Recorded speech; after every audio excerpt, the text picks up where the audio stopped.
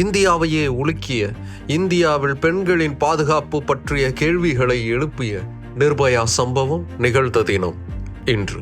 2012ஆம் வருடம் டிசம்பர் மாதம் 16ஆம் நாள் இந்தியாவின் தலைநகரான டெல்லியில் இரவு படம் பார்த்துவிட்டு தன்னுடைய ஆண் நண்பரோடு ஒரு பெண் ஒரு பிரைவேட் பஸ்ஸில் ஏறினான். அந்த பஸ்ஸில் அவங்கள தவிர 6 பேர் மட்டும்தான் இருந்தாங்க. அந்த பஸ் போக வேண்டிய பாதையிலிருந்து மாறினப்போ அந்த ஆண் நண்பர் என்ன ஏதுன்னு கேள்வி கேட்டார். அவரை தலையில் அடித்து மயக்கம் போட வச்சாங்க. அதுக்கப்புறமா ஓடுற பேருந்துலேயே அந்த பெண்ணை அந்த 6 பேரும் சேர்ந்து சல்லியா சிதைச்சாங்க. தன்னுடைய முழு பலத்தையும் பயன்படுத்தி அந்த பெண் போராடினா. அப்போவும் அந்த மிருகங்களுக்கு புத்தி வரல. துருப்பிடித்த இரும்பு ராடுகளால் மனசாட்சியே இல்லாத அந்த மிருகங்கள் அவளை இன்னும் ரணப்படுத்தினாங்க.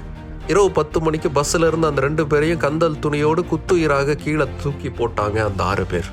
இரவு 11 மணிக்கு அந்த வழியாக போன பொதுமக்கள் காவல்துறைக்கு தகவல் சொல்லி அதுக்கப்புறமா தான் அந்த பெண்ணுக்கு ஹாஸ்பிட்டலில் மருத்துவங்கிறதே பார்க்கப்பட்டுச்சு.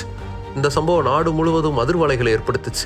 இந்தியாவின் தலைநகரிலேயே பெண்களுக்கு பாதுகாப்பு இல்லையாங்கிற கேள்விகள் எழுப்பப்பட்டுச்சு. சட்டப்படி அந்த பெண்ணுடைய பெயர் வெளியே தெரியக்கூடாதுங்கிறதுக்காக பயமறியாதவளுங்கிறதை குறிக்கக்கூடிய விதமாக நிர்பயாங்கிறது அந்த பெண்ணுக்கான பெயராக கொடுக்கப்பட்டுச்சு. நிர்பயாவுக்கான போராட்டம் இந்தியா முழுக்க வலுவடைஞ்சது. இந்திய அரசு நிர்பயாவை காப்பாற்றுறதுக்காக சிங்கப்பூர் வரைக்கும் அவங்களை அனுப்புனாங்க. ஆனாலும் நிர்பயா குணமாகலை, மரணம் அடைஞ்சாங்க. அவருடைய மரணம் இந்தியாவில் இன்னும் பெரும் அதிர்வலைகளை உருவாக்குச்சு.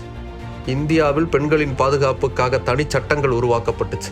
பெண்களுக்கு எதிரான பாலியல் குற்றங்களை விசாரிக்கிறதுக்குனே தனி நீதிமன்றங்கள் உருவாக்கப்பட்டுச்சு. நிர்பயாவை இந்த நிலைக்கு கொண்டு வந்த அந்த கொடூர மிருகங்களுக்கு உச்சபட்ச தண்டனைகள் வழங்கப்பட்டுச்சு. இந்தியாவில் பெண்களின் பாதுகாப்பை மேலும் உறுதிப்படுத்திய நிர்பயா சம்பவம் நிகழ்ந்த தினம் இன்று.